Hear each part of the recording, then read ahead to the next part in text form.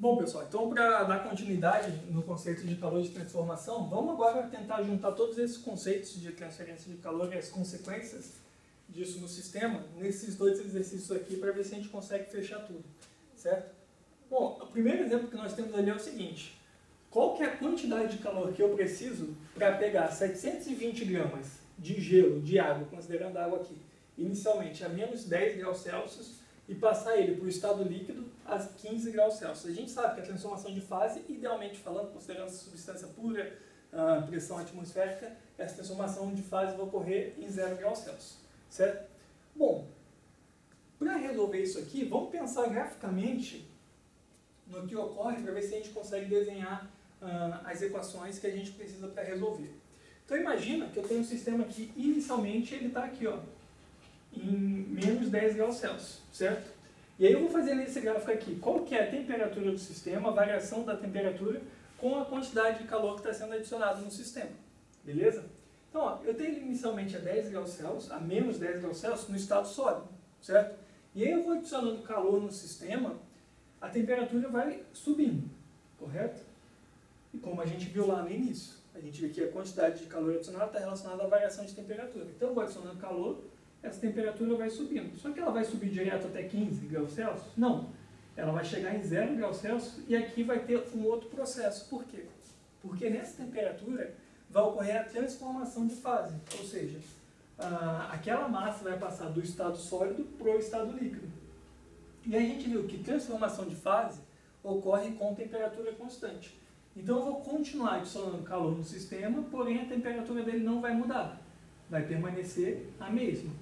Até quando? Até que toda aquela massa tenha sido totalmente transformada do estado sólido para o estado líquido. Correto?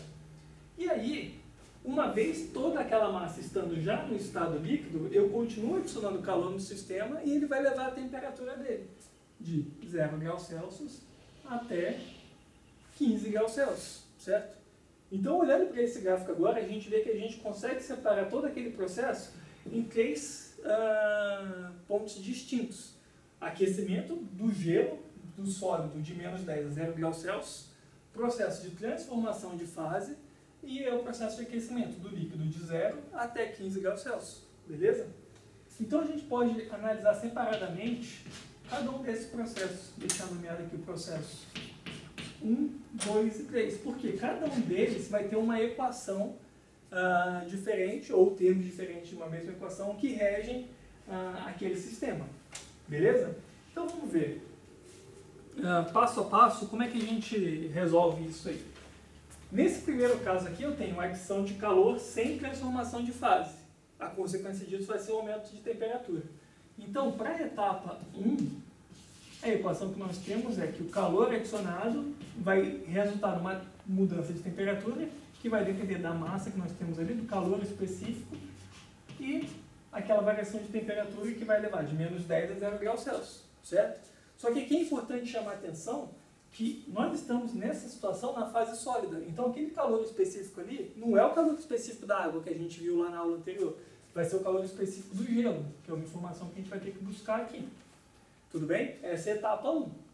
A etapa 2 é um processo de transformação de fase. Que transformação de fase é essa? Estado sólido para o estado líquido. Portanto, um processo de fusão, como a gente viu aqui. Então, a equação para esse caso vai ser igual a massa vezes o calor latente, porém, calor latente de fusão. E, nesse caso, positivo. Por que positivo? Porque eu sei que o calor tem que ser adicionado ao sistema para aquele processo ocorrer da forma como nós estamos pensando. Tudo bem? E a etapa 3, nós já temos aquela massa de água no estado líquido e o calor vai ter como consequência o aumento da temperatura. Portanto, a equação é a mesma de cima, só que agora o calor específico é da água líquida. Botei H2O aqui, mas é para ser água líquida, que é o que a gente conhece. Porque a gente listou na aula anterior lá, MC ΔT, mesma equação de cima. Então é só calcular separadamente cada um desses, de modo que o calor total vai ser a soma de Q1 mais o calor da etapa 2 mais o calor da etapa 3. Tudo bem? Bom, como informação, o calor específico do gelo é de Vou colocar aqui 2.220 joules por quilograma Kelvin. Já está na unidade do S, joules por quilograma Kelvin. Então, a gente vê que a gente conhece todos os dados ali, certo? E só ir aplicando na equação agora. 720 gramas corresponde a uma massa de 0,72 quilogramas, correto? Então, se a gente for colocar esses dados aqui na equação, como é que ficaria isso? Para Q1, como é que vai ter? 0,72 kg vezes o calor específico do gelo, 2.220 joules por quilograma Kelvin, vezes a variação. Variação de quanto? A variação está dando aqui de 0 a menos 10, portanto, a variação de 10 graus Celsius. Só que a gente viu que a variação em graus Celsius corresponde numericamente à mesma variação em Kelvin, correto? Então, aqui, tudo isso vezes 10 Kelvin. Coloquei aqui as unidades para a gente verificar que, de fato, ó, o quilograma cancela com quilograma, o Kelvin com Kelvin. Vai sobrar uma unidade de energia que é em joule. Tudo bem? Então, ali é o calor da etapa 1. Para a etapa 2, é um pouco diferente, porque eu vou ter transformação de fase. Então, eu tenho a massa, 0,72 kg, vezes o calor latente. Só que o calor latente de fusão, que é esse aqui, certo? E aí chamar a atenção que aqui nós estamos falando de quilojoules. Então nós temos que tomar cuidado com esse termo aqui. Então vai ficar vezes 333 vezes 10 da terceira joules por quilograma. Por que 10 da terceira? Porque é o que significa o quilo, correto? E aqui mais uma vez, ó, eu cancelo quilograma com quilograma, vai sobrar apenas joule, que de fato é a unidade de energia. E eu vou continuar a conta aqui embaixo, porque além daquilo, nós temos que somar ainda o calor para esse último processo aqui. A massa de água é a mesma, 0,72. Não vou colocar as unidades aqui, porque a gente já viu que as unidades estão corretas. Calor específico da água, a gente viu lá 4.190 vezes o ΔT. ΔT aqui agora, 15 kelvins, vezes 15, certo? E aí, fazendo essa conta aqui, isso aqui vai dar um calor total de aproximadamente 300 kilojoules. 300 kilojoules. Coloquei em quilo aqui para facilitar. Então, ó, pegando o gelo nessa condição inicial aqui, para levar até essa condição final, a quantidade de calor que eu preciso é de aproximadamente porque eu estou fazendo os arredondamentos ali. Vai dar muito próximo de 300, considerando aqui a unidade daquele eixo em kilojoule. Tudo bem? Então, aquilo ali que eu preciso. Separadamente, como curiosidade, a etapa 1, ela gasta em torno de 15,98 kilojoules. A etapa 2, em torno de 239,8 kilojoules. E a etapa 3, em torno de 45,25 kilojoules. E essa soma aqui vai dar aproximadamente 300 kilojoules, que é o que nós temos aqui na resposta. Beleza? Bom, então aqui, só para chamar a atenção, nós temos que tomar cuidado, porque a gente não pode diretamente aplicar essa equação aqui fazendo uma variação de temperatura de menos 10 até 15, positivo, e pegando o calor específico da água ou do gelo que seja, porque são coisas diferentes e, além disso, nós temos o gasto de energia para a transformação de fase, que é, no caso aqui, por exemplo, é o maior de todos, certo? Então, nós não podemos considerar isso, temos que separar o processo em 3 etapas e calcular separadamente cada uma delas, beleza? O segundo exemplo está relacionado com esse primeiro. O segundo exemplo é o seguinte, ó. Se para esta mesma massa de gelo fossem adicionados não 300 kJ, mas 210 kJ de calor, qual seria o estado final e a sua temperatura? Vamos pensar aqui, ó. Pegar esse dado aqui para a gente pensar que, obviamente, aqui está fora de escala o gráfico, que eu fiz a mão aqui no quadro, mas a gente consegue ainda assim utilizá-lo. Para sair daqui e chegar aqui, eu preciso de 300 kJ, certo? Só que eu não tenho 300 agora, eu vou ter 210 apenas. Então, onde que eu vou parar? Será que eu consigo chegar aqui? Bom, eu consigo levar aquela massa até 0 graus Celsius, porque para esse primeiro processo eu preciso de apenas pouco menos que 16 kJ. Eu tenho 210, vai sobrar quase 200, 194 aproximadamente quilojoules ainda, certo? Só que eu não consigo derreter totalmente aquela massa, por quê? Porque para derreter totalmente eu vou precisar de 239,8 kJ. E eu vou ter menos que 200.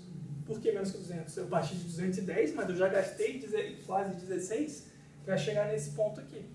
Então, o nosso estado final é algum ponto aqui nessa linha, certo? Então, vou colocar aqui, intuitivamente pensando, aqui seria os 210 kJ, certo? Então, vamos pensar, a temperatura final do sistema a gente já sabe que vai ser 0 graus Celsius. Mas vamos ver se a gente consegue calcular o quanto de gelo e o quanto de água líquida vai ter quando aquela quantidade de calor for adicionada, certo? Então, vamos aqui, ó. O calor total que eu tenho disponível para o processo é igual a 210 kJ, beleza? Bom, esse calor ele vai ser dividido. Uma parte vai ser gasta nesse primeiro processo e a outra vai ser para o segundo processo, certo? Então, ó, o calor após o processo 1, vou colocar o Q' aqui, vai ser o quê? Vai ser o 210 menos 15,98. Por isso aqui está sendo em quilojoules. Fazendo essa conta aqui, quanto que vai dar isso? Vai dar 194,02, correto? Acho que é isso. Vai dar 194,02 quilojoules. E essa quantidade de calor aqui agora que eu tenho para transformar aquela quantidade de gelo no estado líquido, do estado sólido para o estado líquido. Então, ó, a quantidade de massa que é transformada, ela pode ser determinada pela equação do calor latente. No caso aqui, o calor latente de fusão, já que a gente está falando do processo de transformação de estado sólido para o estado líquido. A quantidade de calor que eu tenho foi dada ali. Então, a massa a ser transformada de fase, ou seja, derretida, vai ser todo aquele calor que nós temos dividido pelo calor latente de fusão, que foi dado, correto? Fazendo essa conta aqui, eu tenho isso aqui já resolvido. Quanto que vai dar? Vai dar aproximadamente 194, eu vou usar aqui para arredondar, só para não ficar poluindo muito. Aqui está sendo dado em kJ dividido por 333. Posso utilizar direto esse número, porque eu estou com a mesma unidade em cima e embaixo, dividido por quilograma. Kilojoule vai cancelar com quilojoule, quilograma no denominador aqui do denominador vai passar lá para cima, está correto. Beleza? Fazendo essa conta aqui, isso aqui vai dar aproximadamente 0,58 quilogramas que transformou de fase, certo?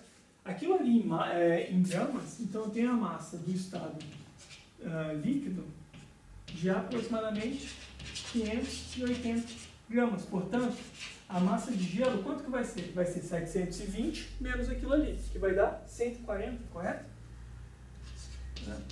140 gramas. E tudo isso aqui na mesma temperatura de 0 graus Celsius, porque estamos no meio de um processo de transformação de fase. Beleza, pessoal? Então aqui a gente consegue analisar bem como que a gente pode utilizar essas equações, analisar os processos, chamar a atenção. Duas coisas, para as unidades envolvidas, por exemplo, tomar cuidado que aqui, no caso do calor específico, do calor latente, nós estamos falando de quilojoule, e o calor específico ele é dado em joule normalmente em tabelas, então isso aí é para tomar um cuidado. E chamar a atenção de que o processo ele tem que ser analisado cuidadosamente para verificar se no meio de um processo de aquecimento ocorre ou não ocorre transformação de fase. Se ocorrer, a gente vai precisar separar em etapas e calcular separadamente cada uma daquelas etapas. Beleza? E para fechar, a gente estava falando lá no início, para a gente pensar intuitivamente, por que no processo de transformação de fase a temperatura permanece constante, mesmo adicionando calor ao sistema. Vamos pensar aqui, tentar puxar lá o que a gente viu da lei zero da termodinâmica e a ideia do equilíbrio térmico. Quando eu estou transformando de fase, pegar como exemplo esse caso aqui de derretimento, eu mantenho um contato entre o estado líquido e o estado sólido, certo? Então, Então, mesmo que eu adicione calor no sistema, o líquido poderia aquecer. E, de fato, ele vai aquecer um pouco. Só que, pelo fato dele estar em contato com o sólido pela temperatura mais baixa, o calor a mais que ele recebeu vai ser transferido para o estado sólido.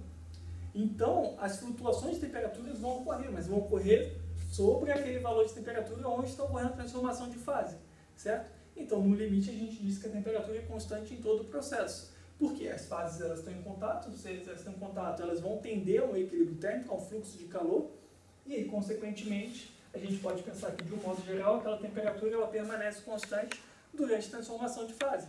Mas, obviamente, se eu pegasse esse líquido, separasse dele e continuasse adicionando calor, obviamente aquele líquido ele ia aquecer independente desse cara ter derretido todo ou não. Concorda? Se eles estão separados, não tem porquê isso aqui continuar, mesmo sendo adicionado calor nele, continuar na mesma temperatura. Não faz sentido. Então a gente tem que pensar nessa situação em que eles têm contato e vão tender a esse fluxo de calor por conta da diferença de temperatura. Beleza, pessoal? Bom, isso aqui é o que nós tínhamos para falar de calor específico, calor de transformação, e aí nós vamos ter oportunidade de discutir alguns outros exercícios mais lá para frente. Beleza? Bom, era isso.